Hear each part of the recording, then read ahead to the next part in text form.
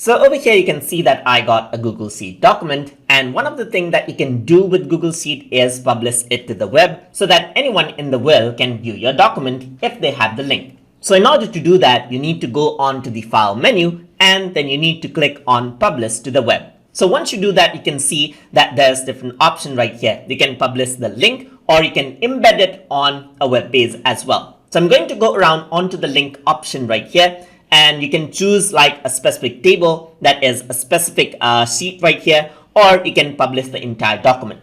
In my case, I'm just going to go around and work around with the shopping list right here, and you can publish it as different format. In my case, I'm going to publish it as a web page, and over here, you can also access the publish content settings as well. So over here, I'm just going to go around, not the entire document, only the shopping list right here. So I can simply click on publish right there, and what happens is that it generates this link right here.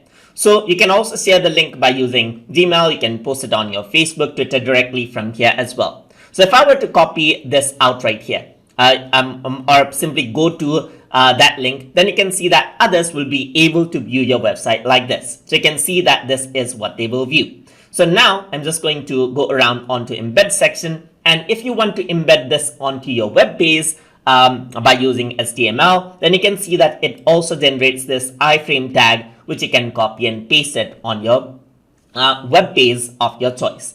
And that is how you can work around with publish to the web option inside of Google Sheets. So hope you guys learned something as always. And as always, please like, comment, share, and subscribe.